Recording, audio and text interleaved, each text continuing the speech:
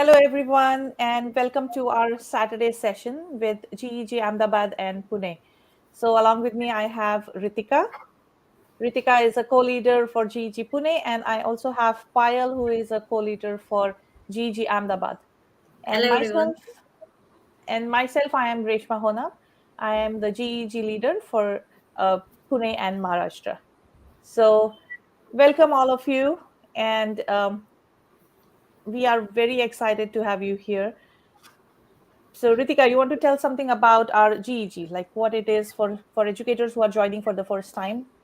Yes. So GEG is a group of voluntary educators who come on this platform, share amazing tools and techniques that they're using in their classroom just to motivate other learners as well. I know, and we started GEG back in 2020 when it was a need of all the educators all around the world in pandemic, and that is where we were looking for some help. We were looking for solutions, and honestly speaking, we have never met anybody in person, but we are like a very close family. So GEG, that means Google Educator Group, is a platform where you meet a lot of new educators and you connect with them, you share what you know, you learn from them, and that is why it just grows. So welcome all of you. And today is pretty exciting. Yes. Yeah. So So we today have we an amazing have, guest. yeah. So from this network itself, we have connected to another educator from a different country where we share the same views, as well as we have contributed, or the educator has contributed a lot to my learning, especially. She is an educator who is always enthusiastic. If you are on Twitter, you must have always seen her. She brings everybody up all the time, motivates others, participates in other session. So there's a lot to talk about our special educator, and we will welcome her in a couple of minutes. But before that, I think Payal has some fun activity to connect us. Payal, please go Yeah, ahead. yes.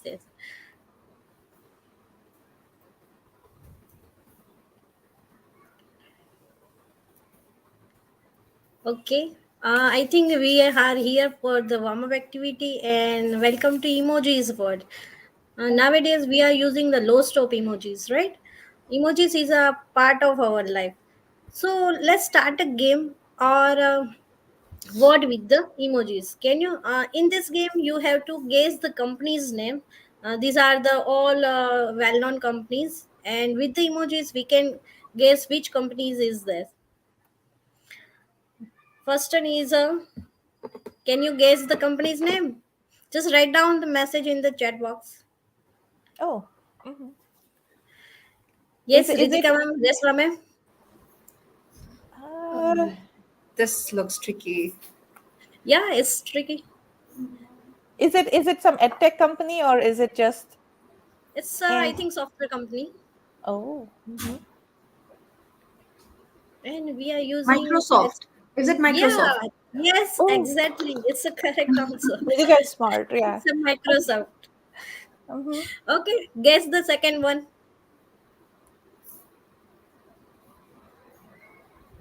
Oh, Yes, come yeah. on. Uh, tea, coffee. I think Okay. this Is it a tech company again. It's or IT company. I think okay? IT company. Okay. Those who are joining us live, feel free to put it in the chat. Whatever you think might be the decoding of this emojis. Uh, Mel, do you have any idea about this? I am just okay, thinking like TI, good something. it's TCS. Okay. Oh my God. That's Okay. I difficult. think thumbs up is not a S, Uh-huh. but I think we are use yes. Yeah, Okay. those who don't know, TCS is Tata Consultancy Services. So, Yeah, it's a IT company. mhm. Yes. And this one, it's easy. Is it HCL? Yeah, it's HCL. Very good. I have Excellent. the same Now we logic. got what I means, right? C. Yes. Yes. See. Okay, Okay. this one. IBM. Yes, IBM. It's a easy Oh, one. nice. Finally, my brain And started this one, I working. think last one. Uh, why is I the think it's an emoji Indian crying? company. Wipro. Is it Wipro? Yes, it's a Wipro. Okay, victory Excellent. and then P and then row. Yes, Uh-huh. yes. Hope you enjoy this. Yes, I totally absolutely. I enjoyed it too, and it is so much fun. Like when the session started, I was like a little dull, and this just brought up a lot of energy. So Energize yourself. a great activity to start in the class.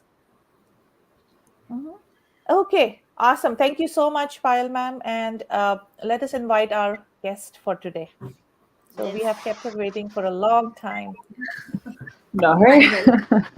it's okay. Hello, Hi, everyone. Hi. hello.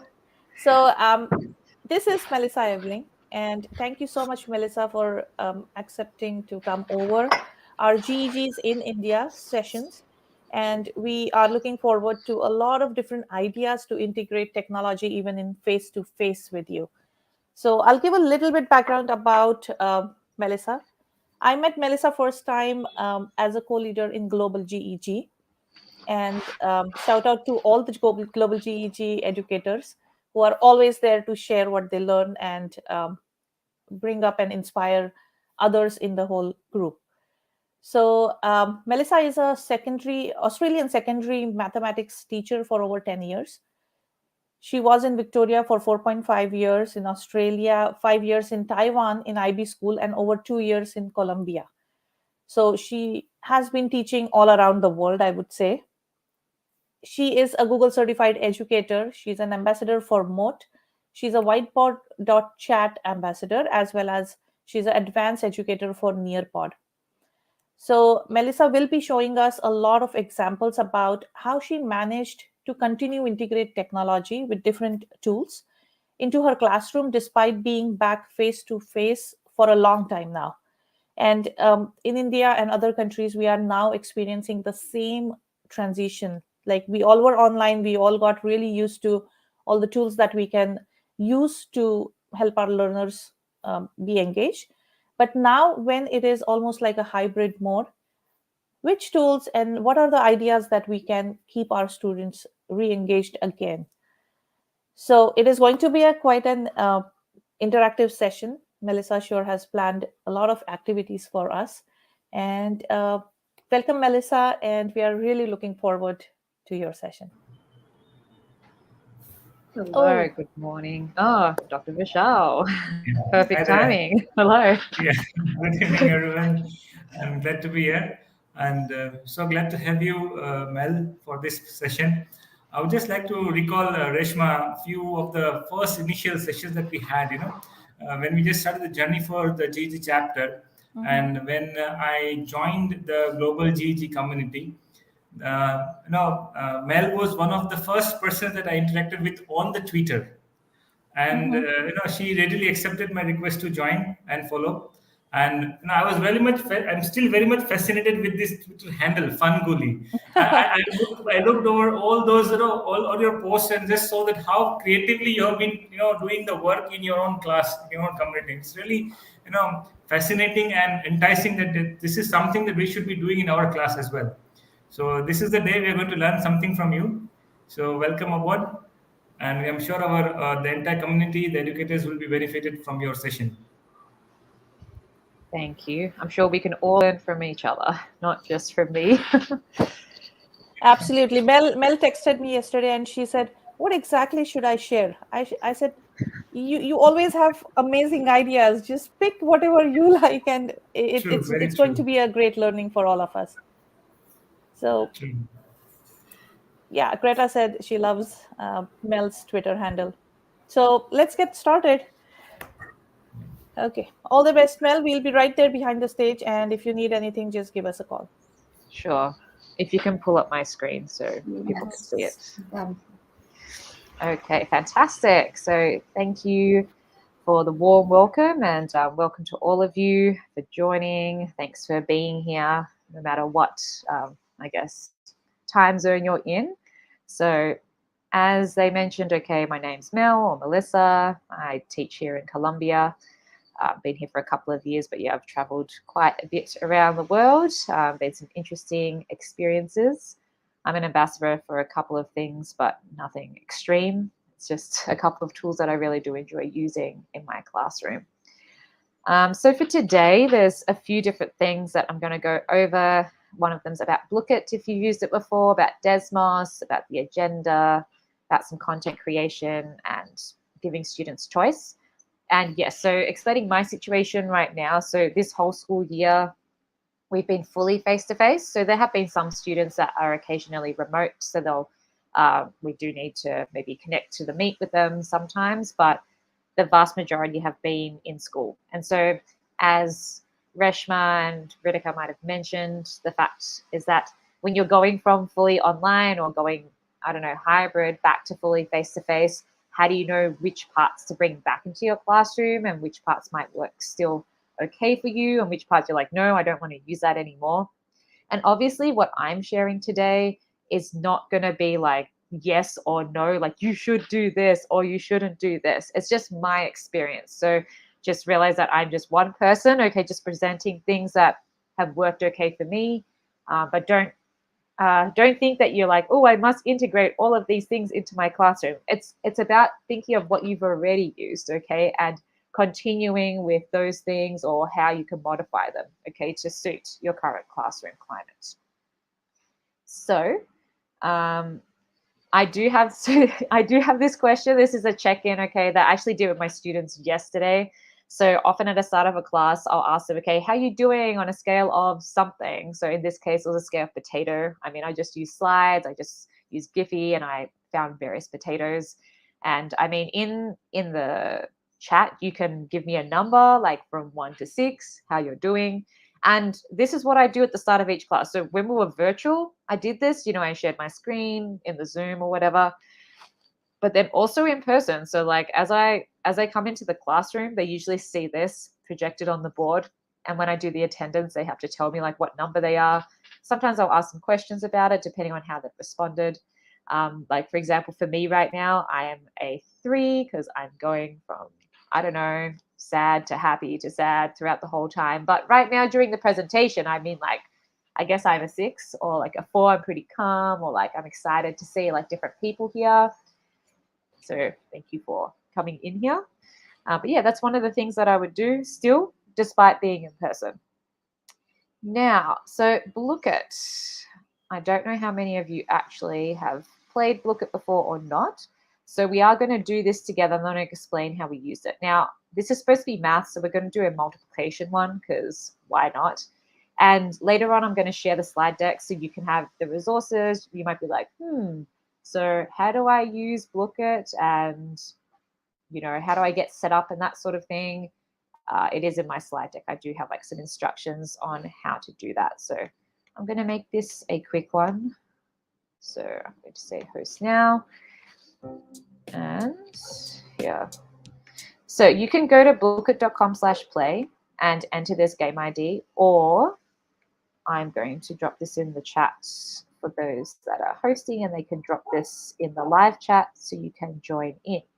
So I'm going to give you a couple of minutes to join. So I do this also with my students. So we're face-to-face. I project this up on the screen. It might be at the start of a lesson, the middle of a lesson, the end of a lesson, like as a exit ticket or something like that, just for them to get involved, check their understanding of something. And students really like it because it's not like Kahoot where it's like, the faster you get questions right, the better score you get, because it's like a sort of like a chance. It's like, okay, so am I going to get gold or not? It's like, it's luck actually. Okay, so I'm going to go and enter myself, okay, while you guys are joining. And you can write me in the chat to tell me if you've used Blockit before, or I guess if you're focusing on getting into the Blockit. I mean, you can just go blockit.com/play. Oh, we have Pal and Greta are in. So 486. 910. And when you get in, you'll notice you have like all these different animals. So you can decide, what animal you want to choose. Because when you get in, you'll have a default animal. So right now I am a rabbit or something, but I can go and choose something else. Like I want to be a tiger. Woohoo. And some students might join late. They're like, no, because I'm just like, I'm going to start it now. And they're like, no, but they can always join after. They can just put the code in and then get in. Okay. So I'm going to start now so we can have a quick go at this, see how we do. Okay. Let's see. So you're going to see a question on your screen. You have to answer it. And then you have to click somewhere on the screen. Then you have like a chest. You have to choose a chest. And for me, it just said I got no gold. And then you keep going. So like, it says, so I got no gold and then I lost 50%. I don't even have any money. I mean, this is very sad. Oh, now I got triple gold, but I have 0 gold. So not very effective. Okay, so let's see.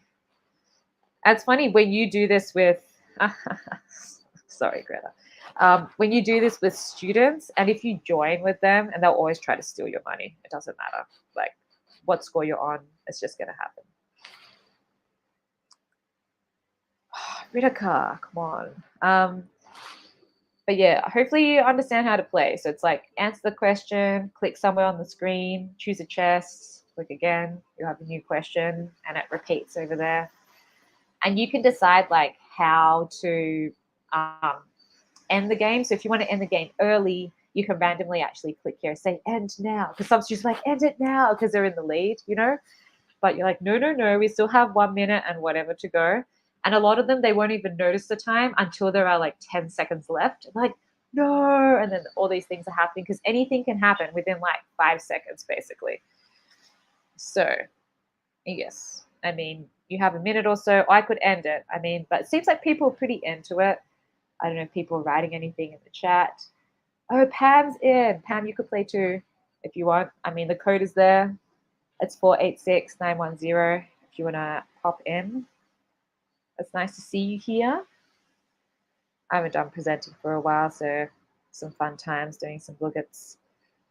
And yeah, if you do get it wrong, you have to like wait a little while before you can go to the next one. But it's still okay. You can still do it. I just keep getting like no gold. Greta is on 1,000. Guys, you have to swap with her or steal from her. I mean, it's happening right now. Let's see. Ooh, take. So sometimes you have an option to take money. I just stole some money. So we have 20 seconds or so left. Already got. And you understand it's not really about being fast. Okay, you do need to get questions right, but the outcome, I mean, is really random. Okay, as to how you might win or lose. It's like the luck of the draw.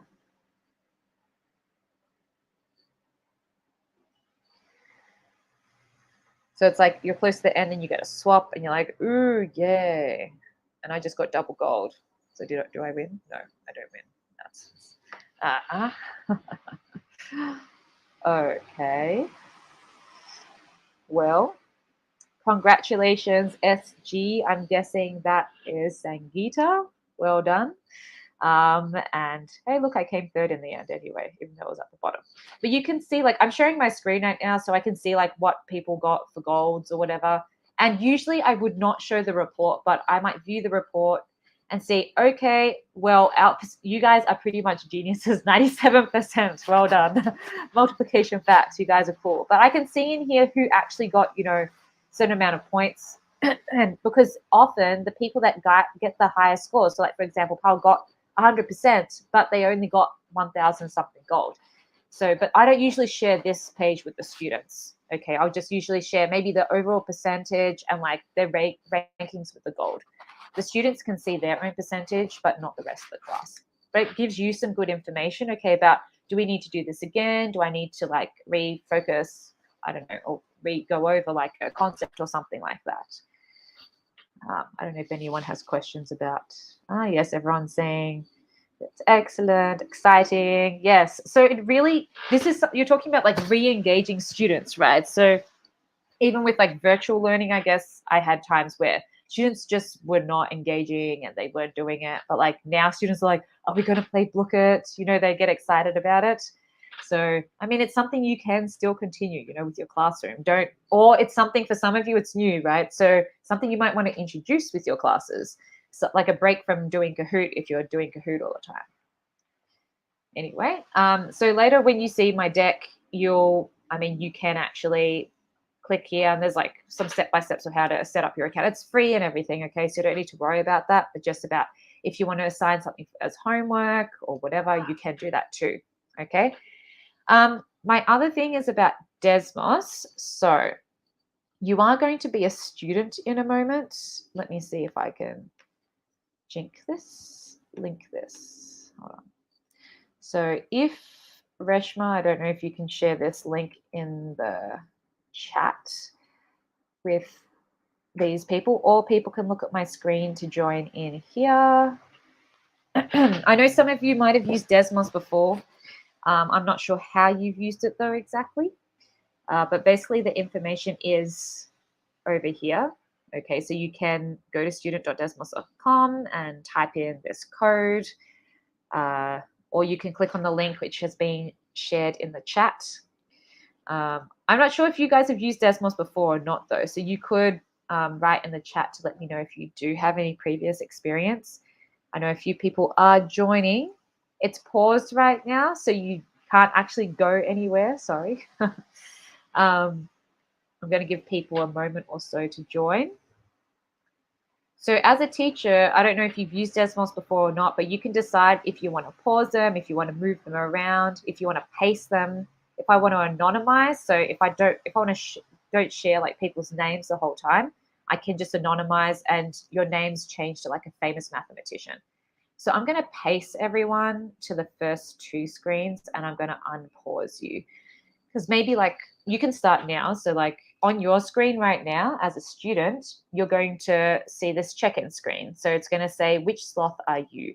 And you can click on which one you want. Are you happy, carefree? Are you content? Are you stressed? Are you flat? Are you sleepy? You can choose whichever one and you can say something about this. You know, I had to get up at 5 a.m. so I am tired. You can submit that.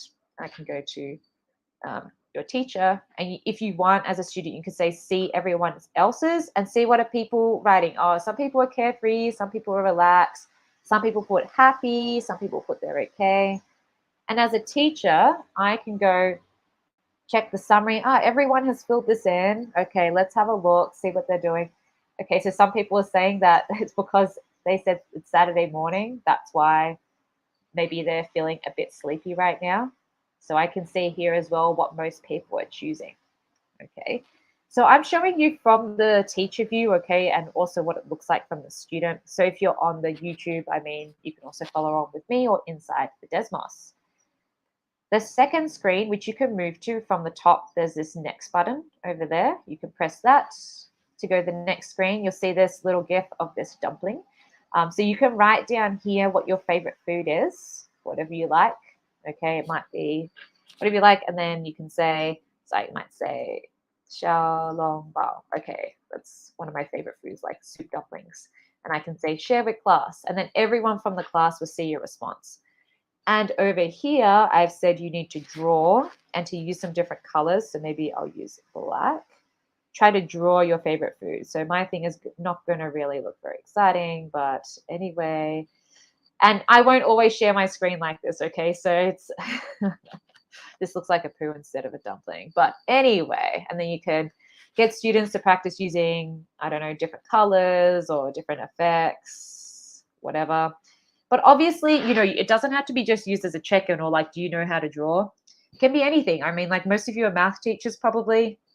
So, I mean, you can think of how you might get students to draw something, like draw the shape of something, or as a pre-assessment, you know, do you know what a parabola is? Draw what you think the shape of that is, or if something's increasing then decreasing, what would that look like as a drawing? I mean, most of you have probably used Desmos before. I'm not sure. I mean, a lot of you are saying, I love using Desmos all the time in the chat. So, but yes, and I won't always share my screen. For today, I am going to have a look. So you say, oh, so look at this pizza and this amazing, it looks like toast, bread and jam. Yes. And this can be a time to show the students like how to use the different drawing tools. I mean, maybe it's their first time using the drawing tool and you're like, okay, over here where the color tool is, you can actually change the style of the pen. If you want it to be like a highlighter or like a bit of a thicker pen, you can go to this one and change the colors, all of that sort of thing. You know, you can model it. You can also showcase other student responses and whatnot. Okay, if I wanted to see something very artistic, I could say the overlay. Look, everyone's on one page. Very exciting. Let me see if anyone has questions at the moment. No, I was just saying that they like Desmos. Woohoo! Then I can open up the next couple of pages, and so I can edit and move you all to the next one. So if you're active on the screen, then you will actually be moved. If you're on the YouTube and not looking at the Desmos, then you won't move. So if I unanonymize, and I'll do this in class, be like, okay, Nidhi and Ananya, Vishal, Ritika, Greta, and Panna, you need to go back to the Desmos, okay, and it will move you to the next screen. Because right now I can see that they're still sleeping. Maybe they're not paying attention. They're on another screen. They're not on the Desmos, okay, so I can see that. Now, I'm not sure if you have done card sorts before or not. Okay, so I'm going to pause your screens. Sorry, you're probably, and all the kids, the ones that are paying attention, like, what? No, I wanted to. No. So with card sorts, basically what I'm doing is matching things that are equivalent. So for example, the square root of 4 is 2. So I'm going to drag them over the top of each other and it turns blue and matches together. And there's like this little arrow thing there. That's how I know I've made possibly a pair. I can go to the next page to check, okay, is this correct or not? Let me check my, let's see, okay, I'm going to get to the alias. So it says I have 2 out of 12 cards correct, which means that that first pair that I just did is actually right. Then I can go and match something else. Maybe I'm going to say, okay, I think that this is Colombia. Let me match that together. Let's go to the next screen. Let me check my work. It's still the same, which means that, okay, that wasn't actually, you know, the flag of Colombia. Obviously, it's not. I do know that that is Malaysia, okay? Don't worry, Mom, if you're watching. I do know what Malaysia is, okay? Then I can unpause, and then you guys can play, okay? So I'll give you a couple of moments to have, you can have a go yourself. I don't know, let me check if anyone's asking anything.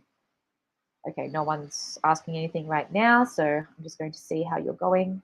I will anonymize, so you don't need to feel like worried that people are going to be like, no, this person doesn't know how to match anything.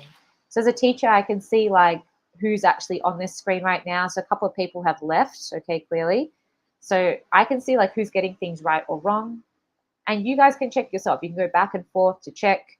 I can go and see, show the correctness. So previously, we didn't have an option to actually self-check. So students couldn't go and actually check themselves with a screen to say how many cards they had correct. So I would share this screen anonymously and to show them, okay, so Marielle, you have 3 pairs. And look, it says Ritika. Okay, so Ritika, you have 3 pairs that are correct. Well done. Or Jamshid, you've got 3 pairs correct, but you can drag the others. Concha, you probably need to redo a couple of those because they're not really working. And I might go to their screen to have a look. And I might say, okay, so if you're matching, and I can put a little feedback here thing. Okay, so I might say, hi there.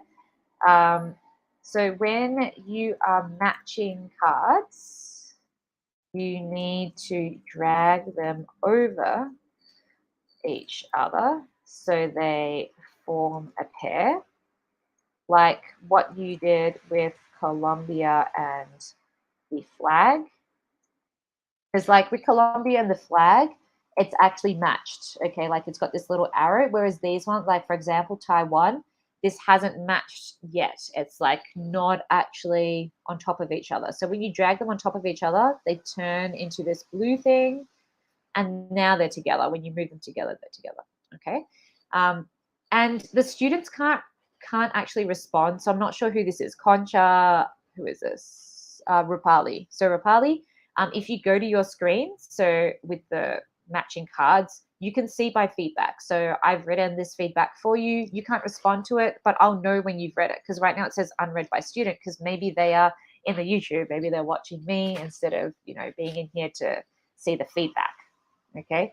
No one is asking any questions right now, but yeah, just know that in Desmos, I mean, if you weren't aware, you can actually give feedback to students, and I know whether they've read the feedback or not.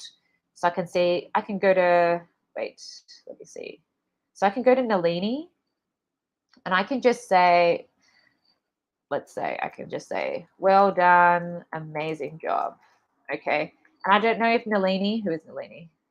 Greta, if Greta is going to see this, I will know, because this will change. Instead of being unread, it will say that it's read by her. Okay, so that I'll know that, yes. So right now that's disappeared. So Greta has seen my feedback.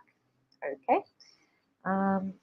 No one is asking anything. Okay, so I'm going to edit the pacing. I'm going to move you guys. Sorry, it's just a quick look, okay, because there's a few things we're looking at. So I'm going to move you to the next screens. So if you're on the Desmos, it's going to move you, okay, to this screen where you're going to have to drag and drop the order of least favorite to favorite.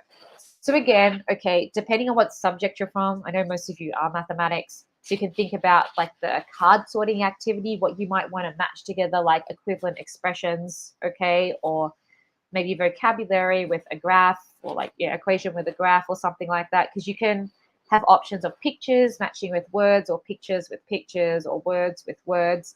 So you can think of all the different options that you could be using, okay? And then in here, from maybe instead of favorite class or least favorite class, maybe you're ordering numbers, you know, from smallest to largest, with integers, with whatever. Okay, you can think of anything. And yeah, and you can see as a class, like if you want to have an answer key, you can as well. Okay, and let me see what people are having there. Let's see. So I'm going to have a look at my teacher view. So someone says math is their favorite subject. Someone says music's their favorite. Someone says ELA is their favorite. And math, oh, wow, math is at the bottom. Sad times. Hopefully, maybe you can bring math up closer to the top. But I understand not everyone's favorite subject is maths. Okay, not like me and some others. So again, I could go and say Gloria and Ali, you know, you can, if you go back to the Desmos, it's going to drag you to this spot over here. So you can see at any time, like if the students are paying attention or if they're looking at something else. And I like to always just test it when I put the pause, like inside the class, you can hear like the groan or hear like the, what are you doing? I was in the middle of that. So you know also, you know, if they're actually paying attention or not. And if they don't react, it's like, you're not actually on the screen you're supposed to be. Yeah, so Reshma's asking whether you've used it. Oh, Betsy, what is your favorite class? Let me think. What could your favorite class be?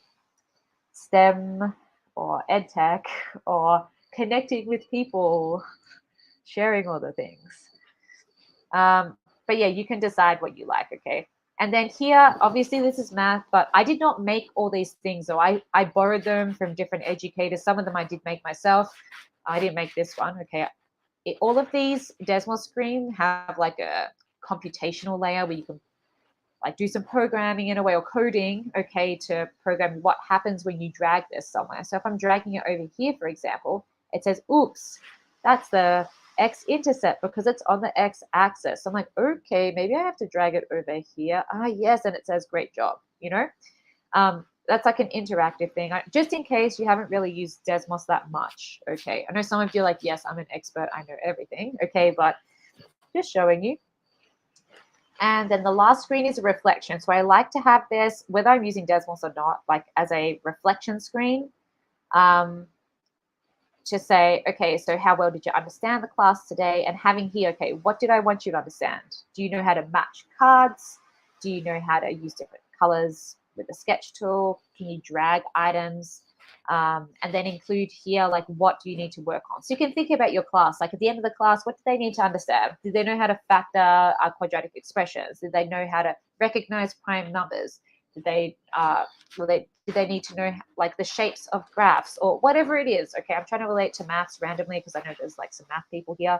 And then so they can drag this to whichever, so you know, okay, so whereabouts are people, how are people really feeling right now? And what have they identified as something that they need to work on? And as a teacher, I can go to the summary There's only 3 people that have, or 4 people that have filled in the reflection. I guess a lot of people have left. Wow, so many people joined randomly and then left again, maybe. So let me just have a look at the summary here. So I can see that Jamshid's saying, I need to work on coding, sales been my struggle, need to work on my math skills. And I can see here the summary that most people are understanding it. Everyone's saying that they get it so far, because I can see these little the shaded bubbles, I guess. That's how I know the overview of where students are at.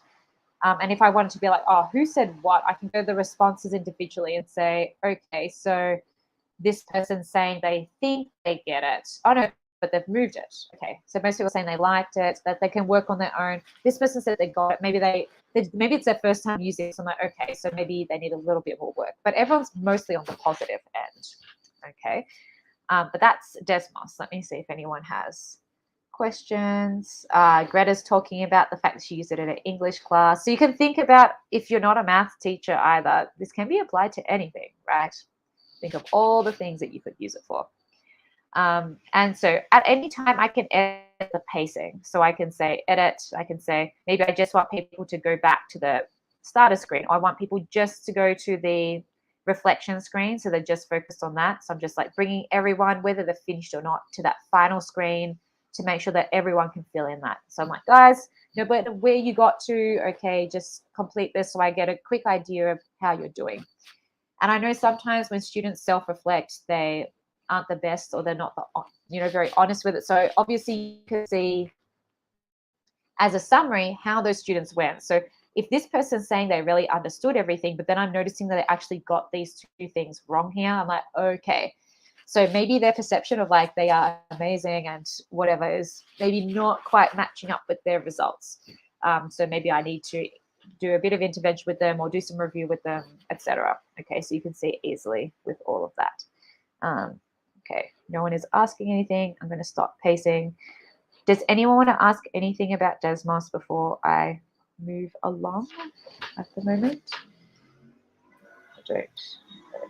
Yeah, Mel, that is super exciting. Actually, I have always enjoyed the Desmos activities, but I have never tried Desmos beyond my math lessons. And you gave pretty cool ideas about like waking them up probably in between by giving them those drawing tools and explaining, and even looking at the feedback. I really love that you can individually give feedback to the students, and without like exposing them in the whole class. Right. Yes. Mhm. Yeah, because you don't need to feel like you need to share your screen while you're doing the Desmos. It literally could be just them on your screen, you're on your screen, and because you can see everything. I mean, it's only if you want to showcase maybe student examples of how they've answered a problem. Maybe people have got so many different methods, but they still got the same answer. But just sharing that, okay, which strategy would work best for you, and that sort of thing. And you could identify students if you wanted to, or you don't have to. You can anonymize it. Some students might identify themselves and say, yeah, that's mine, and they may be what they want to explain it to the class, So Mel, a quick question here, because we are talking about integrating all these tools now during face-to-face instructions. So is this activity that can be done in the classroom while the students are there, um, as a common activity, or each one of them need to have their own laptops and or gadgets to work on? Oh, yeah, they should have their own devices. And that can be, we can do it on the phones as well, right? Yes, yeah. Desmos, unfortunately, there are some activities that don't work that well for the phone. And usually you can see it in the information about the task. So they'll usually say whether it's suitable for phone or not. So if I go to like the activity page, that's a good question, okay? Because like each platform sort of has, I guess, their strengths and weaknesses and whatnot. So this one, so it's saying that for mobile, we do not recommend this activity for phones, because one of the tasks that you guys had to do was the card sorting one. That is very difficult on the phone, because everything is like squashed up against each other, like on there. But the other activities, like the drawing or like importing, that's generally okay with the phone. But if you're going to have like a card sort, you have to organize cards and pair them together. That is quite a challenge on the phone. Yes. Yeah, I think, or even we can have groups of students, right? So Oh, yes. if we do not have a lot of computers like one-on-one, we can always have a few computers shared among the students. Probably Absolutely. doing such kind of activity in a computer science lab where the students Right. already are working on some kind of computer science subject, as well as you can integrate this and like take up like 15 minutes for the session. Mhm. Definitely. Yes. So yeah, I mean, ideally if students have their own devices, of course, but otherwise, yeah, if you can share devices, work in teams, collaboration, of course, I think that's great. Yeah, that's what Sangeeta ma'am is saying, that uh, most of the times they do not have access to devices in the classroom, and activities does work on mobile, but some of the screens are restricted. So I think while picking the activities or creating the activities, I remember Mel, last in one of the sessions you showed that you can pick different kinds of um, screens from different activities and make it your own. Exactly. So like this activity, well, as you can see, I'm sharing my screen here. I actually cited, these particular collections, okay, where I got, for example, the starter screen with the sloths, or the y-intercept screen, the celebration, with the cows being lifted up to the aliens, and the exits reflection screen. I got them from these particular people or these activities, because yeah, you can copy from any screen. So like if, let me just open up this, for example, it's like in slides or in any sort of thing where you can copy, from one screen to another, or one page for another, or whatever. You can also do that in Desmos. So like, for example, this is from Kurt Salisbury, and he is amazing. He's also I put some contact details in the slide deck, okay, for people that are useful to connect with for Desmos. Obviously, you can talk to me. So let's Mhm. just say I'm like, oh, I really like this check-in screen. I can just click on this button, so copy this screen and then insert it into my activity. That's it.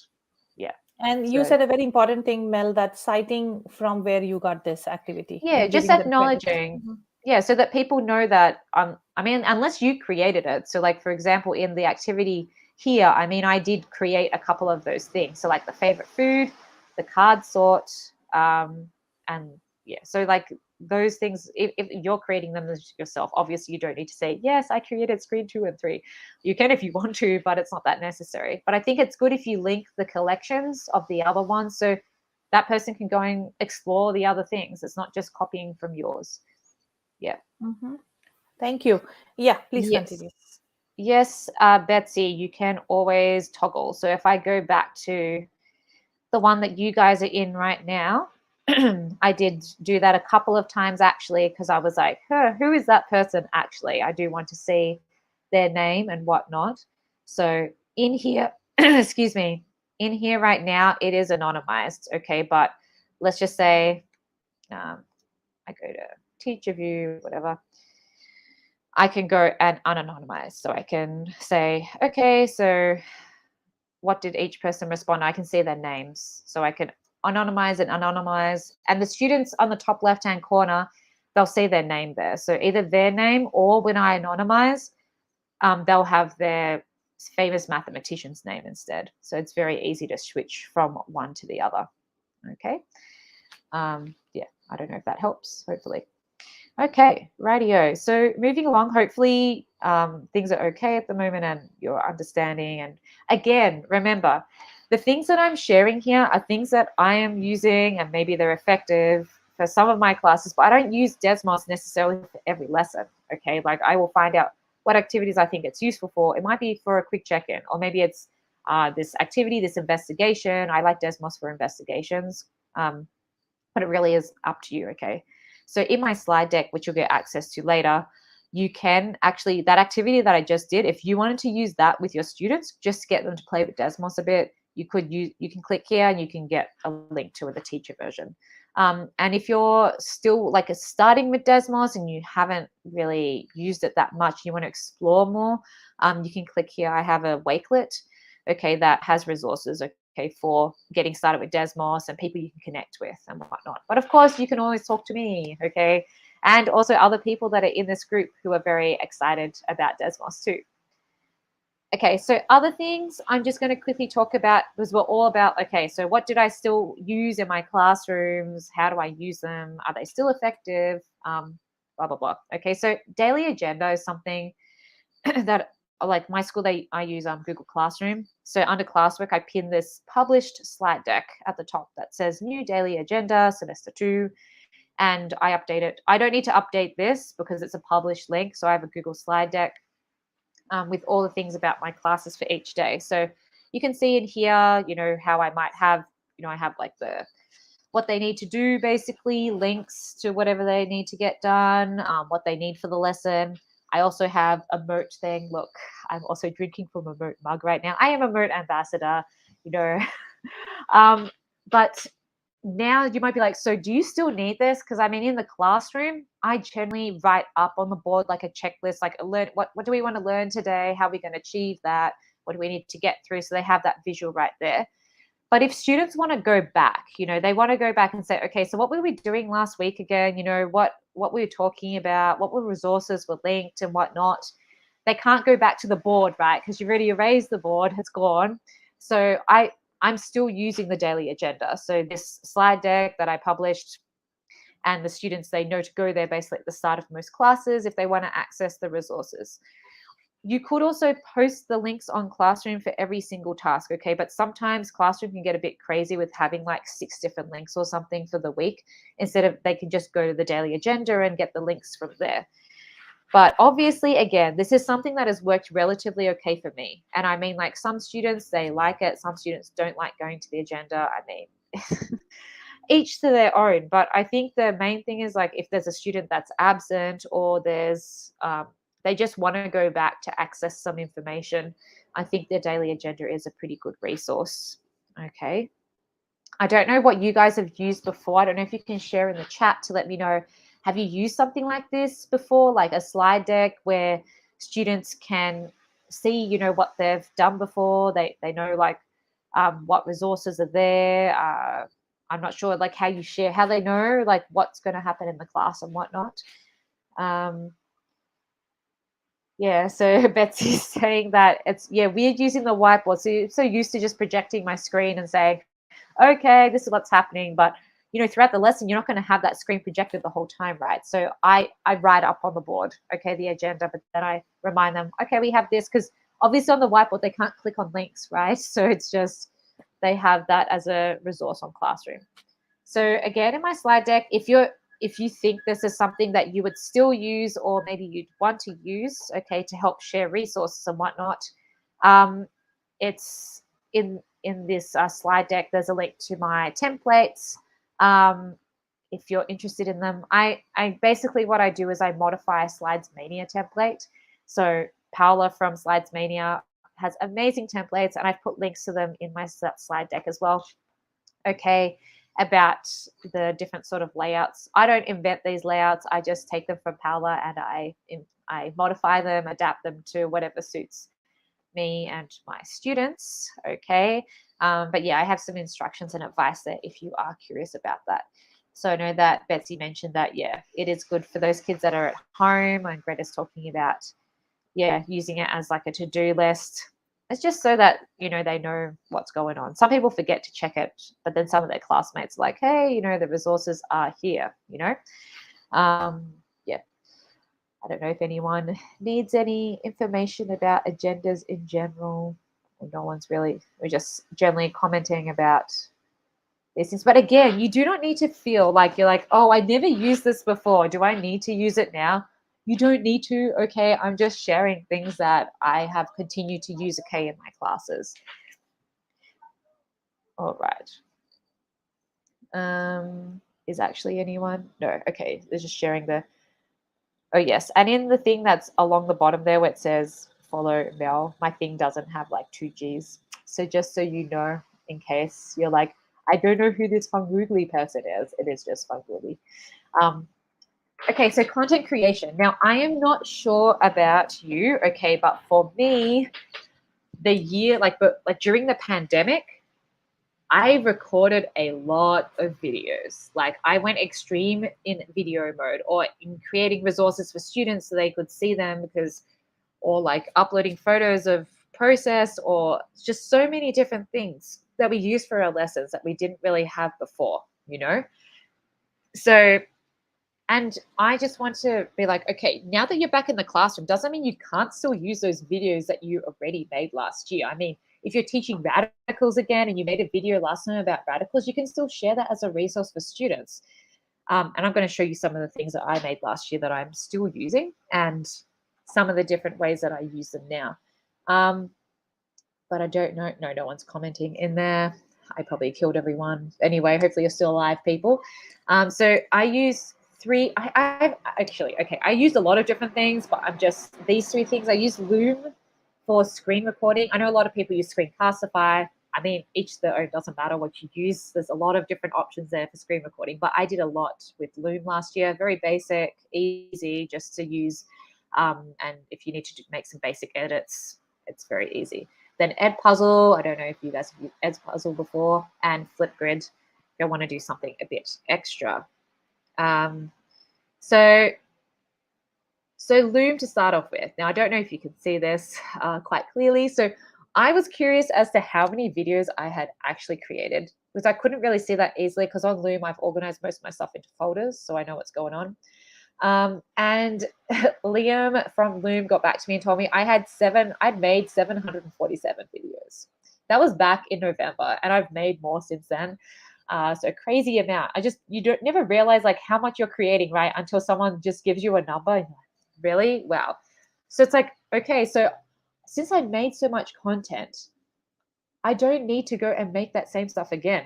Okay. I mean, obviously, maybe some things you want to edit, you want to modify, etc., but you don't need to go back and be like, I need to start from scratch. And again, I don't know if people that are listening to this right now, I don't know what you did last year. I'm not sure if you did make resources or you like how you made them or what you did.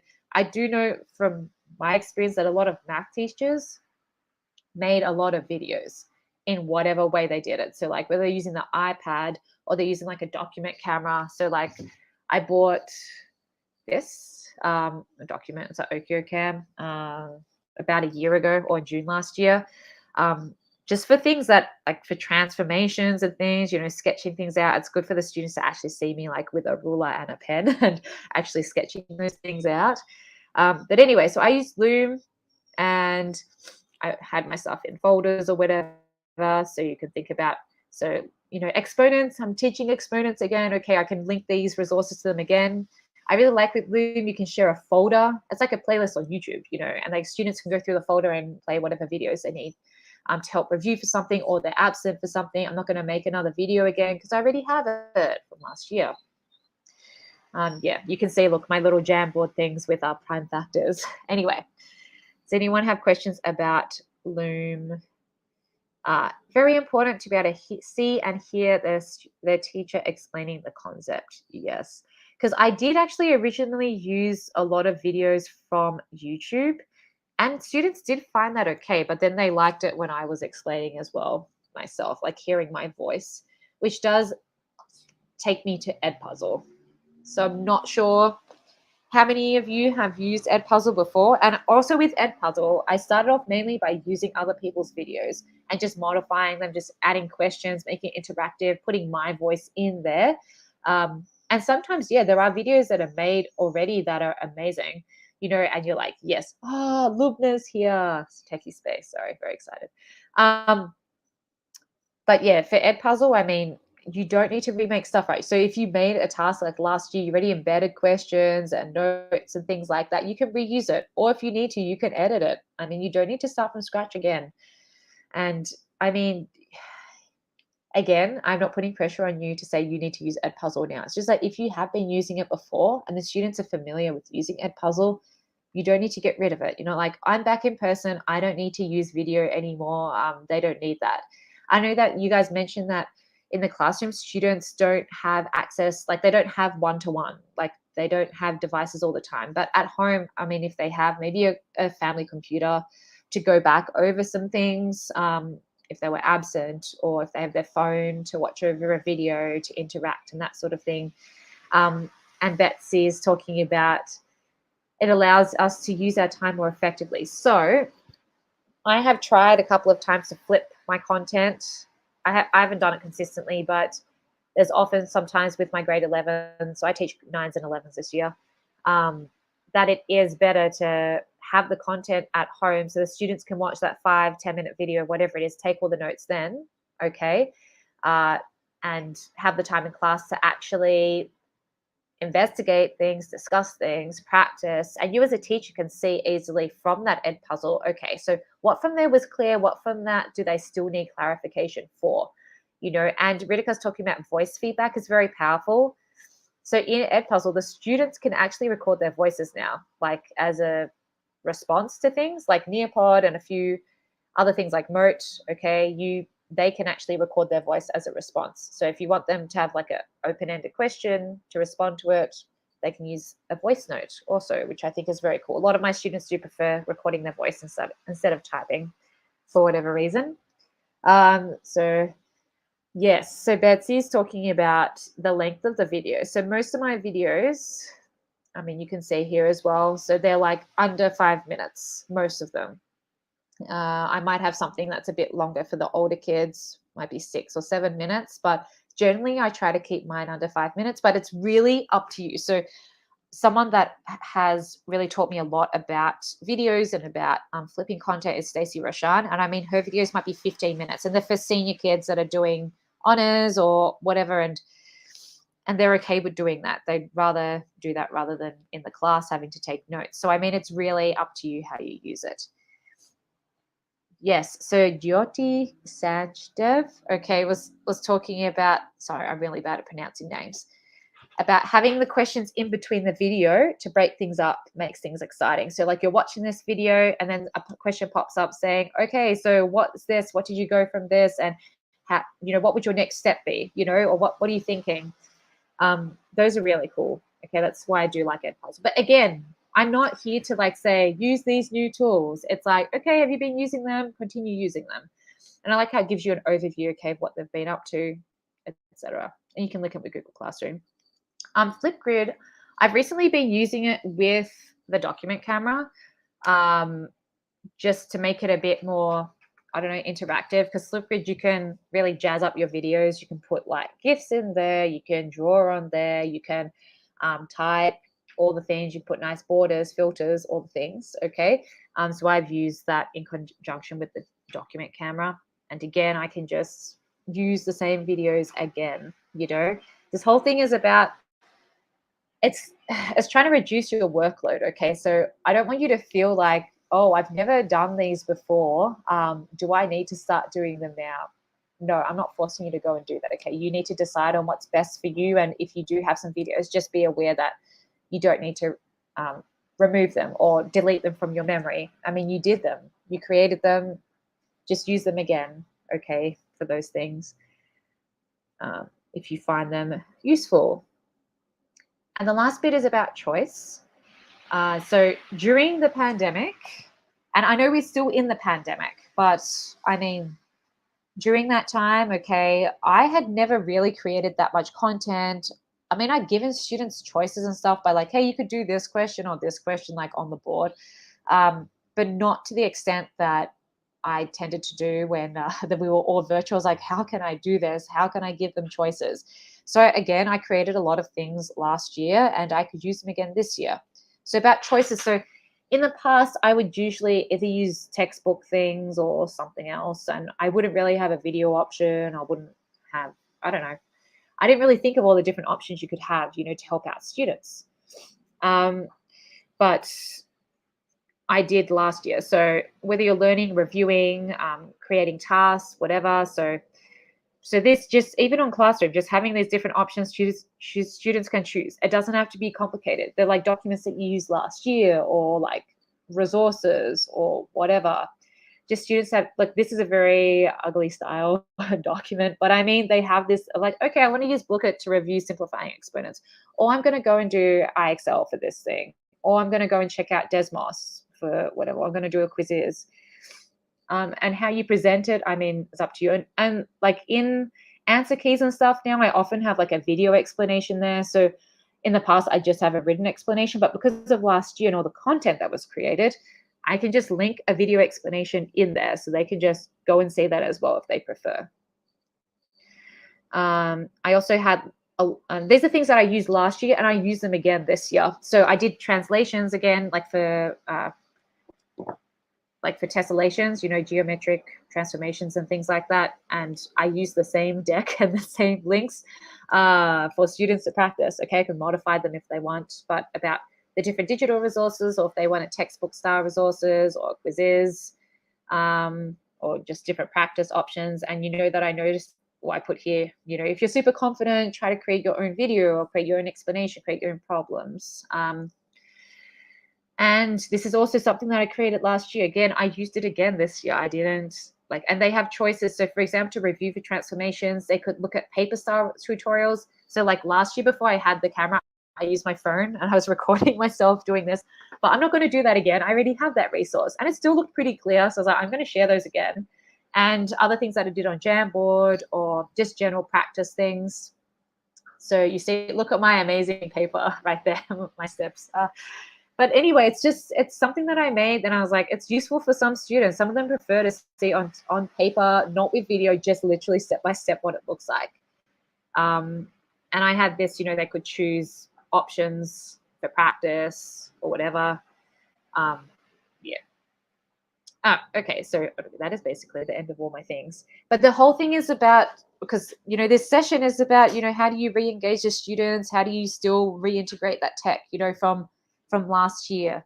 This is how I am doing it. Okay, so yes, so what Reshma is saying there, so I had a bunch of kids that have been on tournaments the last couple of weeks for sports, so they can go to Classroom and access the resources there.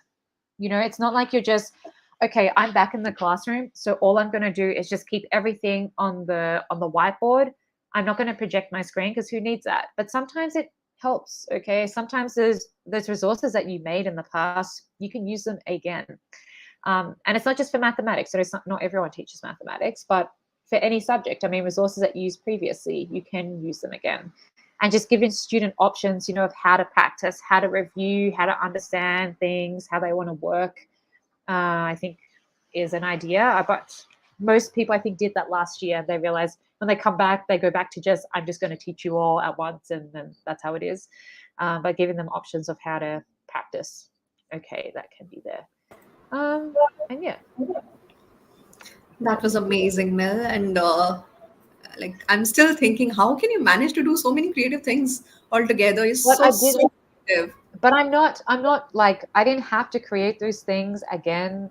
This year, it's just stuff that like last year when we were online, it was crazy, but we were just doing a bunch of things online. We're creating a bunch of things online. And so it's just, okay, I can use those things again. If necessary, if I want. So it is what it is. It's there. It's just that I don't want people to feel like they have to restart, like we already have so many things from the previous year. Why do you need to go and you can like maybe edit things a little bit to improve some things, get feedback from the students, but you don't need to feel like, oh, I need to start from scratch, or I'm just going to get rid of everything from my classroom.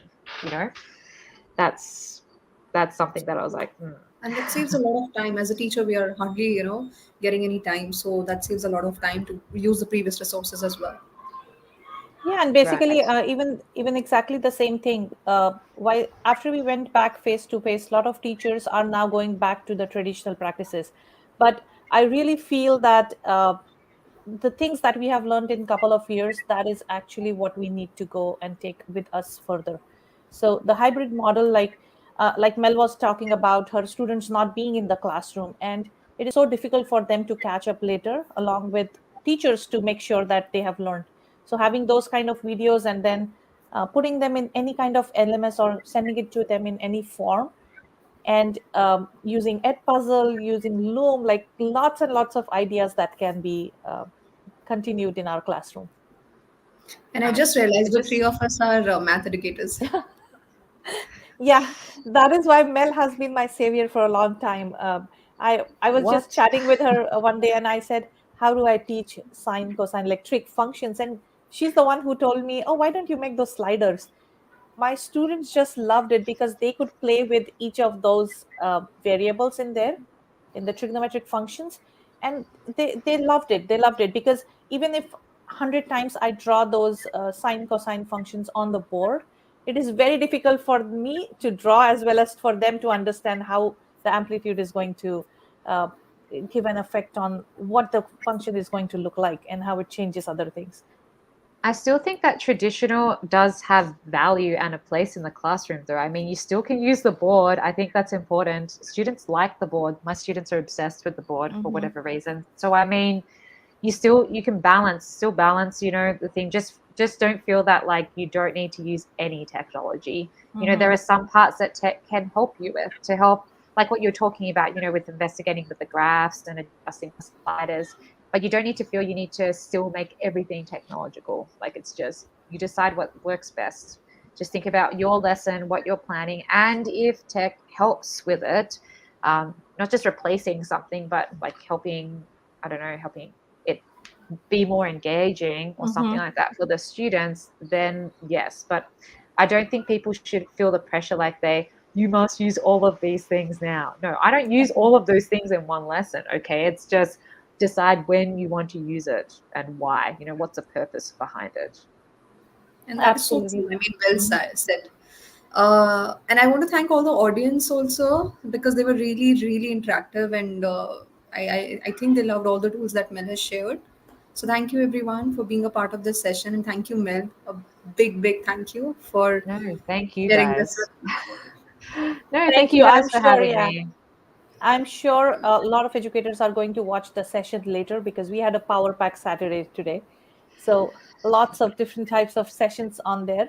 But thank you so much, Mel, for accepting to come here early morning on a Saturday and sharing all the things, because I've always been following her on Twitter. And like I said, we really need to bring it out to other communities who are just coming up uh, and getting into the hybrid mode now. So thank you so much for sharing all that you knew, and we look forward to having more sessions with you. Thank you. Bye And for those who, now. and sorry, before we leave, the feedback link is in the chat. So those who joined us, feel free to please give us your feedback. What other tools you would like to learn?